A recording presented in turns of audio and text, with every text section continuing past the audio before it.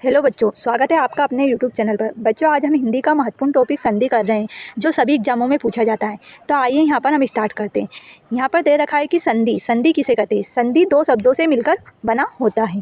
जैसे कि यहाँ पर आप देख सकते हैं सम प्लस धी, जिसका शाब्दिक अर्थ होता है मिलना। संधि में जब दो शब्द मिलते हैं तो पहले शब्द की अंतिम ध्वनि व दूसरे शब्द की पहली ध्वनि आपस में मिलकर जो परिवर्तन लाती है उसे ही हम संधि कहते हैं। अर्थात हम इसको छोटी सी परिभाषा में समझे तो वर्णों में संधि करने पर स्वर व्यंजन अर्थात विसर्ग में परिवर्तन आता है। अर्थात हम कहें कि दो वर्णों के मेल को ही हम संधि कहते हैं। यहाँ पर आप देख सकते हैं उदाहरण दे रखा है।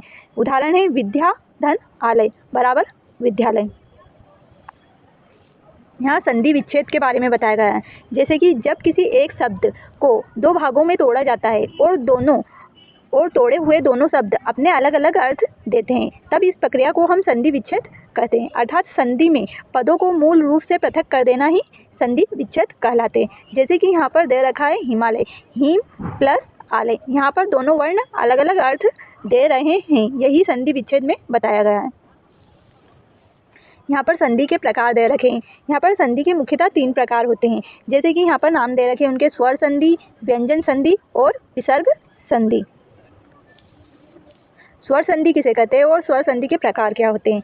तो यहाँ पर हम पढ़ेंगे कि स्वर संधि की परिभाषा। जब स्वर के साथ स्वर का मेल होता है तब उन दोनों स्वरों के मिलने से तीसरा स्वर बनता है, इसे ही हम स्वर संधि कहते हैं। अर्थात जहाँ प्रथम शब्द का अंतिम वर्ण स्वर और दूसरे शब्द का प्रथम वर्ण स्वर हो, उनके मेल से जो विकार तीसरा स्वर उत्पन्न होता है उसे ही हम स्वर संधि कहते हैं। जैसे कि यहाँ पर दे रखा है विद्या धन आलय बराबर विद्यालय। यहाँ पर इसका दूसरा वर्ण और इसका पहला वर्ण मिलकर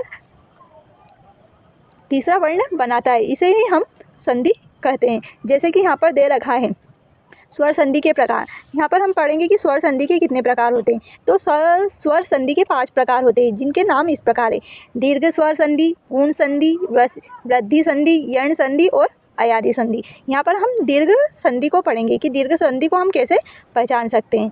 यहाँ पर दीर्घ संधि यहाँ पर दे रखा है कि यदि प्रथम शब्द के अंत में ह्रस्व अथवा दीर्घ स्वर जैसे अ ई उ में कोई एक वर्ण हो और द्वितीय शब्द के प्रारंभ में उसी स्वर का समान वर्ण हो, उन दोनों के मेल से उन दोनों के स्थान पर एक दीर्घ हो जाता है, इसे ही हम दीर्घ संधि कहते हैं। अर्थात जब अ आ के साथ अ आ हो तो बड़ा हो जाता है। ऐसा ही यहाँ पर दे रखा है कि ई के साथ ई का डबल से उसका मेल करने पर बड़ी ई हो जाती है। ऊ का ऊ के साथ मेल करने पर बड़ा ऊ हो जाते हैं, इसे ही हम दीर्घ संधि कहते हैं। यहाँ पर हम देखेंगे कि जैसे कि यहाँ पर दे रखा है इसमें दोनों वर्ण कोई से भी हो सकते हैं। जैसे कि यहाँ पर दे रखा है पुस्तक धन आलय, यहाँ पर छोटा है यहाँ पर बड़ा है, पर इसका मिलकर इन दोनों को मिलकर बड़ा आई बनता है, जैसे पुस्तकालय। यहाँ पर भी दे रखा है जैसे भानु प्लस उदय तो भानुदय। धर्म धन अर्थ, धर्मार्थ, विद्या धन अर्थी विद्यार्थी।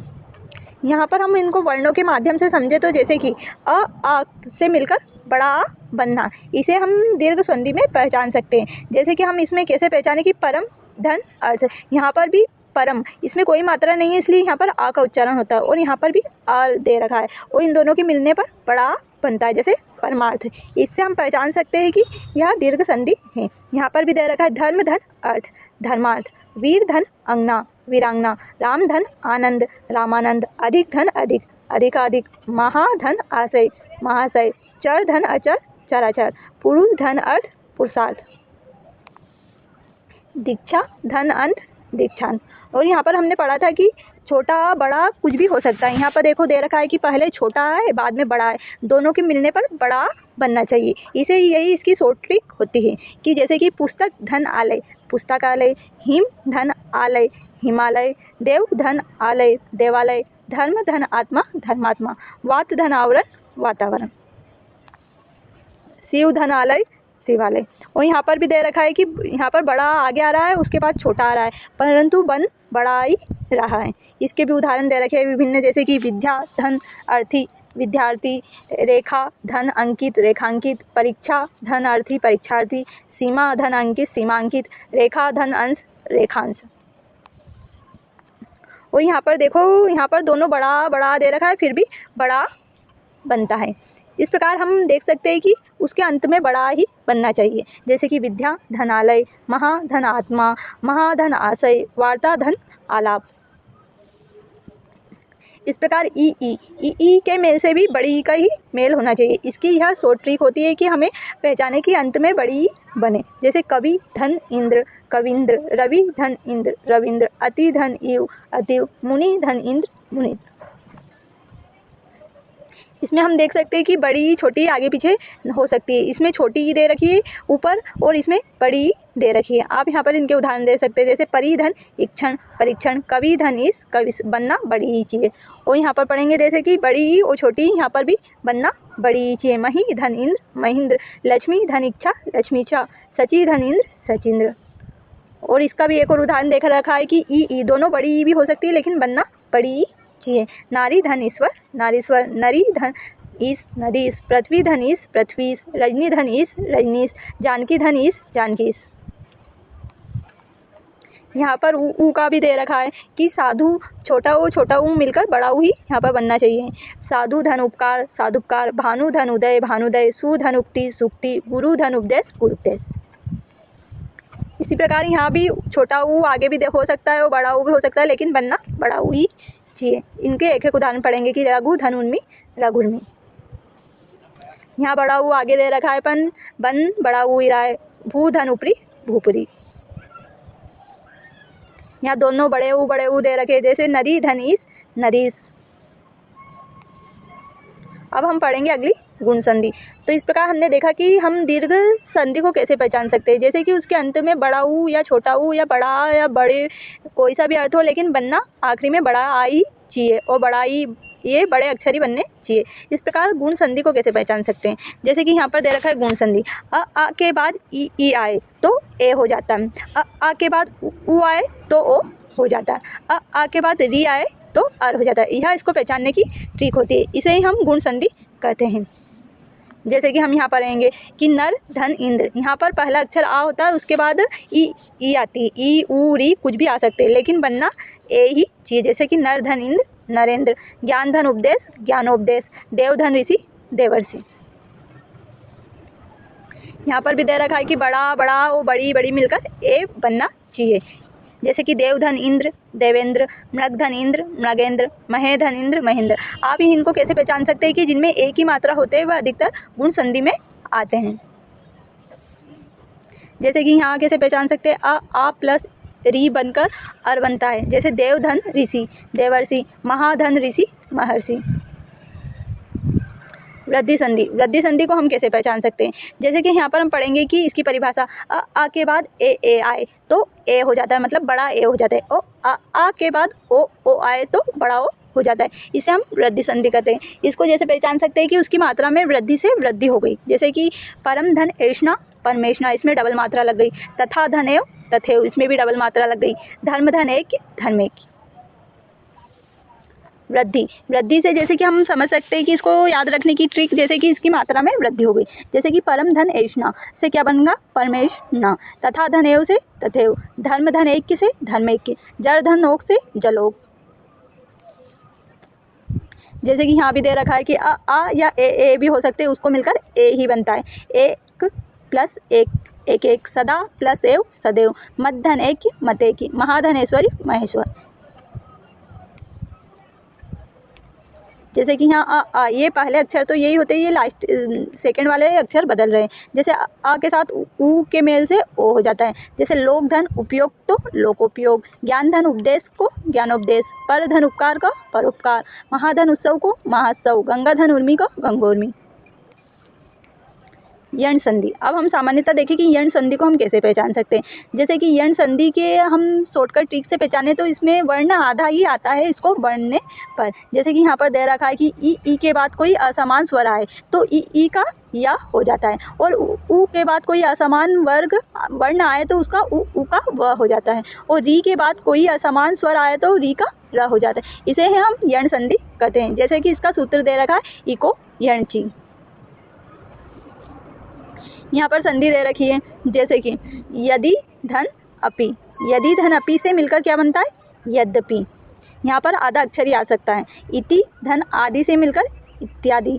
देवी धन आगमन से मिलकर देवागमन, अनुधनाई से मिलकर अन्वय, सुधनागत से मिलकर स्वागत, अति धन आचार से मिलकर अत्याचार, देवी धनालय से मिलकर देवालय, मधु धनालय से मिलकर मधुवालय।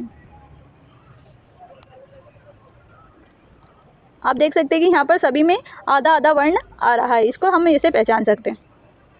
अयादि संधि, अयादि संधि को कैसे पहचान सकते हैं, तो आइए यहाँ पर हम देखेंगे। जैसे कि जब ए ओ के बाद कोई अन्य स्वर आने पर ए का ऐ हो जाए और ए का आ हो जाए, ओ का औ हो जाए और बड़े ओ का आ हो जाए, तो हम इसे अयादि संधि कहते हैं।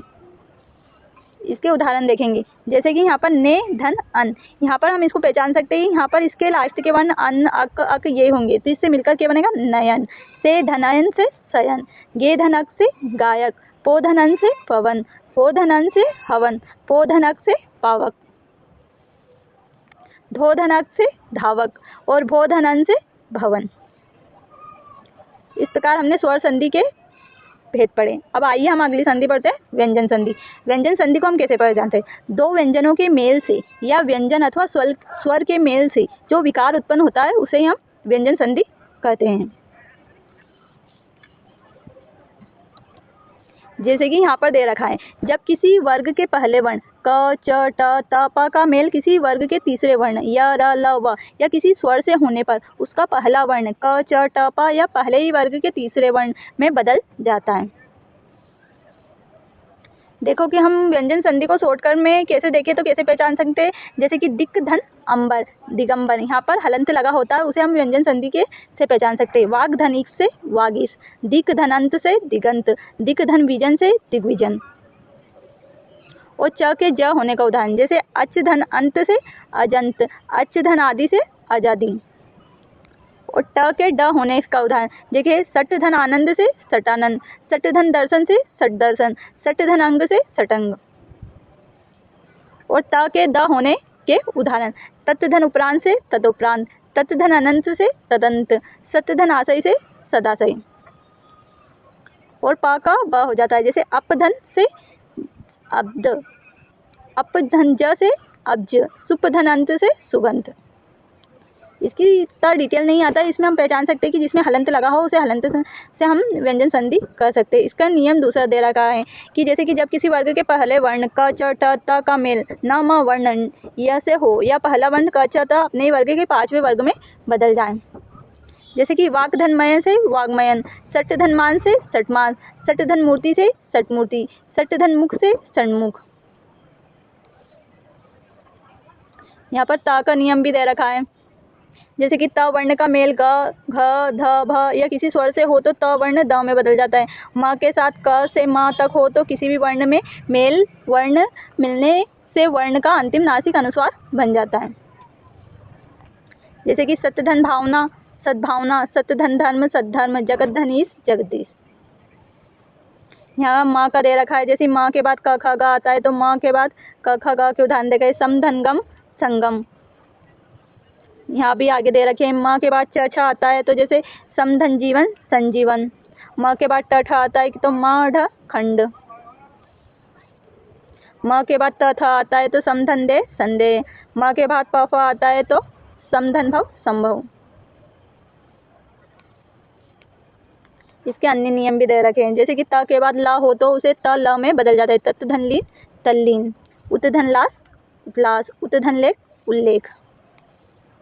और त के बाद ज झ हो तो त ज में बदल जाता है, जैसे सत धन जल, सज्जन, उत धन झटिका, उज्जटिका। और त के बाद यदि स हो तो त का च और छ का छ हो जाता है, जैसे उत धन श्वास, उच्छ्वास, सत धन साथ, सच्छास। और त के बाद अगर त ड हो तो त ड में बदल जाता है, जैसे उड्डयन डयन, उड्डयन। और त के बाद यदि च छ हो तो च त का च में बदल जाता है, जैसे उद्धन चारण का यहाँ पर च में बदल गया उच्चारण। इसका छठा नियम है, त का मेल यदि ह से हो तो त का द व ह में ध हो जाता है, जैसे तत्धनहीर, तद्धिर। यदि स्वर के बाद छ वर्ण आए तो छ से पहले च वर्ण बढ़ा दिए, जैसे अनुधन छेद का अनुच्छेद। म के बाद यदि र, ल, व, स या कोई व्यंजन आए तो म का अनुस्वार में बदल जाता है, जैसे समधनवाद का संवाद। यहाँ पर इसके बहुत नियम दे रखे हैं, जैसे कि सा का नियम दे रखा है, प्रथम शब्द का अंतिम वर्ण आ से भिन्न स्वर हो और द्वितीय शब्द का प्रथम वर्ण सा हो तो स का स हो जाता है। जैसे कि सुधन समा का सुषमा, विधन सम का विषम। अब हम अगली संधि पढ़ेंगे विसर्ग संधि। सामान्यतः हम विसर्ग संधि को कैसे पहचान सकते हैं? जैसे कि विसर्ग के बाद जब स्वर अथवा व्यंजन आए, तब जो का विकार उत्पन्न हो उसे हम विसर्ग संधि कहते हैं। सामान्यतः हम पहचाने तो इसमें विसर्ग लगा होता है, उसे हम विसर्ग संधि पहचान सकते हैं। जैसे कि नि धन अक्षर का निरक्षर, नि धन पाप का निष्पाप, मना धन अनुकूल का मनकुल। यहाँ पर विसर्ग के नियम भी दे रखे बहुत से, जैसे विसर्ग का ओ हो जाना, विसर्ग के पहले अ और बाद में भी अ वर्ण अथवा तीसरा चौथा पांचवा वर्ण य र ल व ह हो तो विसर्ग का ओ हो जाता है। जैसे अधा धन गति का अधोगति, मना धन अनुकूल का मनोकुल। विसर्ग का स हो जाना, जैसे कि यहाँ विसर्ग के पहले स्वर हो और बाद में च छ हो तो उसे स हो जाना। जैसे कि नि धन छल का निश्चल, नि धन चय का निश्चय, दु धन चरित्र का दुश्चरित्र। विसर्ग का र हो जाना, यहाँ पर यदि विसर्ग के पहले आ को छोड़कर कोई दूसरा स्वर हो तो बाद में यह आ या तीसरा चौथा पांचवा वर्ण या र ल व में कोई भी वर्ण आए तो उसे विसर्ग का र हो जाता है। जैसे कि नि धन आशा का निराशा।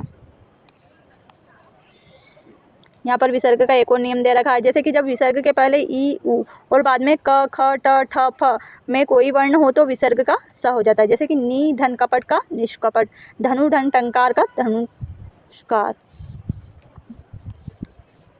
नियम दे रखे हैं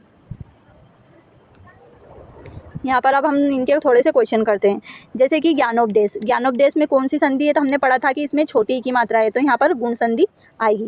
संरक्षण में संधि है, तो संरक्षण में कौन सी संधि है? तो हमने पढ़ा था कि संरक्षण, इसमें विसर्ग आएगा तो विसर्ग संधि होगी। मनोबल में संधि है, इसमें भी विसर्ग आएगा, मनः धन बल तो विसर्ग संधि होगी। पुस्तकालय में हमने पढ़ा था पुस्तक धनालय तो दीर्घ संधि होगी। देव्यागमन में हमने पढ़ा था यहाँ पर छोटा आधा वर्ण आला देव्य धन आगमन तो यण संधि होगी। निराशा में नि धन राशा तो इसका विसर्ग आ रहा है तो विसर्ग संधि होगी। यहाँ पर इसकी और क्वेश्चन दे रखे हैं, जैसे कि दो वर्णों के मेल से होने वाले विकार को क्या कहते हैं? संधि कहते हैं। संधि के कितने प्रकार होते हैं? तो 3 प्रकार होते हैं। दयानंद में प्रयुक्त संधि का नाम है तो दयानंद में दीर्घ संधि आएगी। कपिस में प्रयुक्त संधि है तो कपिस में बड़ी की मात्रा है तो दीर्घ संधि आएगी। सदैव में प्रयुक्त संधि है तो सदैव में स्वर संधि आएगी। स्वर संधि का उदाहरण है पवन। निम्न में से कौन सा शब्द वृद्धि संधि का उदाहरण नहीं है? तो वृद्धि संधि का उदाहरण इसमें नहीं दे रखा है। निम्न में से दीर्घ संधि से युक्त पद कौन सा है? तो दैत्यादि दीर्घ संधि से रहे। और पवित्र में हमने पढ़ा था कि अयादि संधि आई। इस प्रकार बच्चों आज हमने संधि टॉपिक पूरा करा और उससे संबंधित कुछ क्वेश्चन भी करे। यह हमारे एग्जाम में पूछे ही जाते हैं। तो अगर आपको यह टॉपिक अच्छा लगा हो और बाकी के टॉपिक पढ़ने हो तो हमारे चैनल को लाइक एवं सब्सक्राइब कर जरूर जाए। धन्यवाद।